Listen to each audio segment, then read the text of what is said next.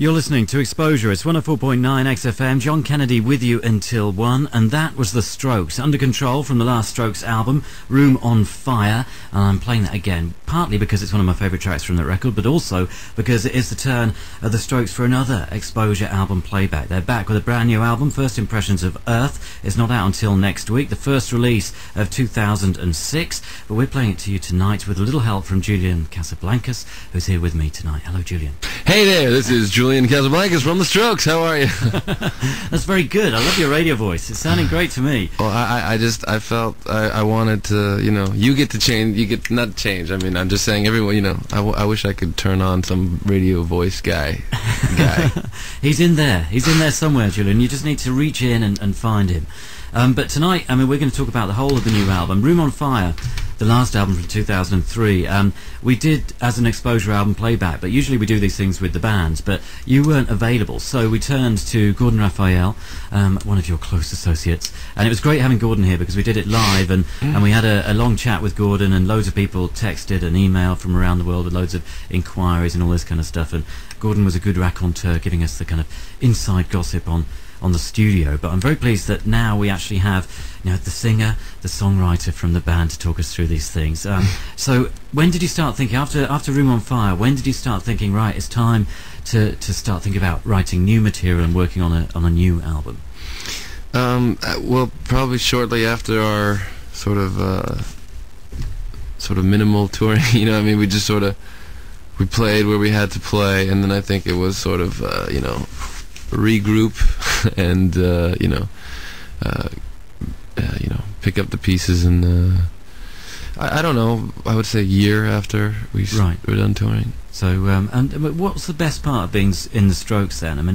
Which is the bit that you enjoy most? Do you enjoy the gigs most, or do you enjoy kind of the writing the songs most, or do you enjoy recording the songs? Is there a best bit that can be isolated? Well, it seems to me like it's I think I'm striving to make it as, I think it's, the thing for me is that all the work is fun, so the writing and the recording and the putting the song together and just everything that goes into sort of working towards creating music, I enjoy all of it, even though it's long sometimes and boring and tough. It's it just takes sort of discipline to always sort of just sit down and do it for hours, even though it seems like nothing comes of it. I don't know. I like it all. The playing the shows. The thing about shows is that sometimes in your mind, you can get like weirdly psyched out. You won't like show it and you just keep going on, but you just be like, what's going on? What am I? But I don't know, man. I'd say about 10% of it is like sheer enjoyment. 40% of it is like no man's land, and 50% of it is work. Right. Yeah. That's my best sort of guess. It always seems that there's a really strong work ethic with regard to the Strokes. Whenever I read about the band and read these long articles that appear about you, talking about the making of an album and the kind of stuff that goes into that, it always seems that, no, but it always seems like the work ethic is really, really strong, and you really get focused and really dedicate yourself to it. Which is difficult because it means you kind of take yourself away from family and friends. You end up kind of getting caught up in this world of creation. Is it like that? Is it as it's as it's described in the press? Well, it's like, the thing is, I really don't care if people know or not how the thing of how hard you work. When you listen to a song, it's like, I prefer people to almost just think it sort of came out of nowhere and it was effortless. That's the whole you work to make it sound effortless thing. But I guess maybe the reason why you just end up, I don't know, telling people about it is because it's just sort of what gave me the will to do it, is the knowledge that if you work hard at something, you can be good at it. And maybe it's just sort of to give that idea to people on some level, just that, that's pretty much the main key, That's pretty much the secret. It's not a secret, but actually just doing it is a different story. And that's where it lies, whatever you do. It's like, would you want a lawyer to defend you who didn't go to law school, or would you want the guy who, has been, who's like, won all his cases and, you know what I mean? It's Yeah. or would you want a doctor who like had studied, and gotten like straight A's or good grades, or I mean it's just a sort of common logic, but I don't think people sort of create myths around it, but I don't mind that, from like an ego point of view. Yeah, it's just like I just came out of nowhere and just wrote these songs, pulled them out of my hat. Yeah. Well, you make them sound effortless. So, I mean, you were saying a year after you'd finished touring Room on Fire, you started thinking about writing a new record. So, where are we? We're sometime in 2004, presumably. Is it summer? Is it autumn? Because when did you actually start working on the new album, First Impressions of Earth? I don't know. October, I think. Right, October of last year. So that's what I've October heard other people 2004. say. Right, okay. Because the info I have is that you've worked for 10 months on the recording of this album. Is that right? Yeah, probably technically recording and just recording, I would probably say maybe it's like 3 months. Right. 2 or 3 months. But we were sort of writing and rehearsing at the same time, so, we wouldn't record every day. Yeah. We would sometimes, not record for a week. So before you started recording, did you have most of the songs written, or did you have a few songs or a few ideas? What's the best way as well? I think we just had a few ideas.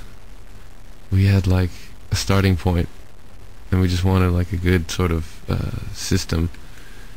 And it took us like 2 or 3 songs, 4 songs really, to get a good system. And then we just sort of, once that was happening, then we just sort of ran. And, I don't know, new songs came and we'd rehearse while we were recording. I don't know, sort of like that. Yeah. I don't really, it's hazy. Yeah. And, this time round, the first 2 albums were recorded with Gordon Raphael, and I know with the second album you kind of had attempted to work with Nigel Godrich for a little bit. But with this, you started with Gordon and then David Kahn came into it. And tell us about David Kahn and why you could have started to work with him and who he is and how it worked with First Impressions of Earth. Well, David Kahn is a pretty complex person, we heard of him as just some guy who had technical knowledge, who knew about stuff we didn't know. And that was interesting to us, because I think we wanted to, sort of make it sound sort of, bigger and stronger and all that. So, he tried. For a while it didn't work though, It's like, the thing is, every time you try to make it sound like that, the way we sound, for some reason, when people tried to like clean it up or make it bigger, whatever you call it, it like lost almost everything, and it just sounded pointless and soulless.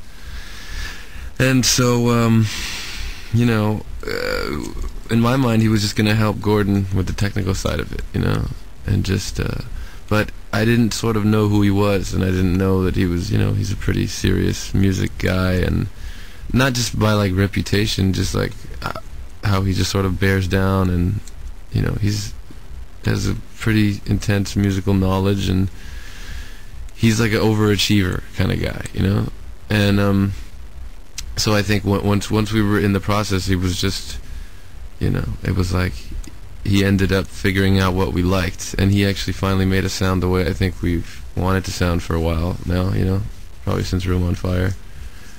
And he just sort of gave it to us, and it was like, this is like, I'm shortening it, because there was moments when it was like, I thought it was not going to work with David, and we almost just stopped working with him. And, and it was like, it was weird for a while, man, to be honest. It was weird in the studio, because it was David and Gordon, and, they were not the closest of chums, as much as I had hoped they would be. And, but I don't know, like I was saying earlier today, I don't even know how it got sort of done well. Somehow it happened. But it did. And, the results sound great. And it's an interesting record, because I hear all sorts of other music in there. And like people that I'll bring up as we play it through and see what you think. But, I'm hearing System of a Down in there, and Barry Manilow and the Pogues, and all sorts of things. Now, this might be the result of a ridiculous imagination on my part, but we'll talk about it when we get into the songs. But I'm always interested to know what people are listening to, what kind of things they're going for when they're trying to create their own music, because I think inevitably there are influences, sometimes unacknowledged, sometimes unknown, but it's always interesting to know what kind of things have been feeding into, say, the Strokes' imagination with regard to the recording of new songs and writing of new songs. What kind of things, Julian, would you be referencing if you'd been in the studio and trying to explain things to David and Gordon and the rest of the band about what you were trying to go for? I mean, do you cite other musicians, other artists, or do you say, I want you to play in blue, or I want you to play your drums in a more of a yellow fashion? How does it work? Oh man, no. I wish that sounds more fun. No, that happens actually more when the song is done. It's like, that song sounds blue to me. Really, it sounds orange to me. But funny you say that. But no, I mean, there's times when, yeah, you reference stuff, but we don't. We try not to. We try not to, copy stuff. It's more like when I'm trying to describe, like, how I think it could be liked, in terms of like, play someone a melody, and there's a difference between like, that's like, that's like, I don't know, like I don't know. So hard. Everything I say, I'm gonna feel like it's gonna be so judged. I'm trying to say something as obscure as possible. No, don't. I mean, but what like I always think is, personally, I mean, I find it really exciting when people cite both the obscure and the most obvious things, because I think that's how music works, and that's so. I wouldn't be scared of citing something obvious or obscure. I mean, either are interesting to anybody interested in the Strokes, I think. Well, for me, it's more about like capturing the power. Like if you say like sort of like the power of like the way like a Patsy Cline sort of pretty thing hits you, or the way like sort of like a Nirvana thing hits you. That's just like that'll make a difference between if someone's gonna like gonna like put his guitar to 13 because their amps go to 12, or if they're gonna put on an acoustic guitar. So use references like that, but not really like play a Who riff or whatever it is. Or I don't know, maybe sometimes you want to say it's like a 80s pop song. It's gonna be more like almost like if you're xylophones, happy background vibe, instead of like just like built to spill kind of jangly guitars. So sometimes, when you have something in mind, but usually it's because something so different is going on against it.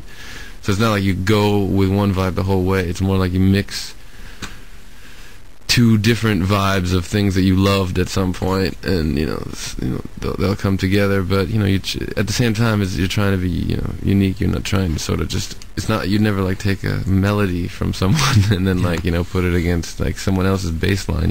That's a foul. I mean, so it's there, but it's subtle. Speaking of which, their amps go to 12, which I think is really funny. It must be because of Spinal Tap. I've never quite been answered, but I got to call Fender and ask them. So, when did you know? Right, we've completed this album. We're ready with this record, and we can now kind of show it to the world. I mean, was that an easy decision to make? At what point in 2005 did you think, I think we're ready now? When it was, I mean, we had time, because I don't know, we always sort of, it was not, I don't know, man, I don't know when it was done. It was done, the pauses will be too long if I actually have to think of it. Give me a second. Well, there was some mixing things that needed to be finished, and once it was mixed, and then once it was mastered, and then once it was mastered, there was a problem with it. because there was like just digital distortion on it. Technology, it lets you down. Yeah, and it was like, man, you know, and then since we were going back to remaster it, by then we had lived with it where there was some things we wanted to change.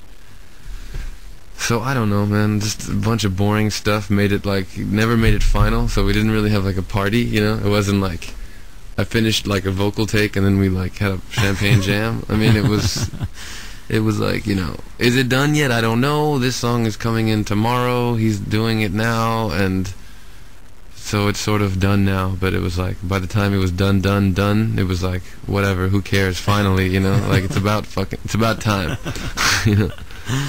Well, we're going to hear the whole thing tonight, and it's about time we should. I think we've done enough preamble. Let's get to the meat of the matter. First Impressions of Earth, the brand new album from The Strokes. We're going to take a little break. After the break, I'll be back with the first track, and Julian will be sticking around to talk us through it track by track. Do not go away.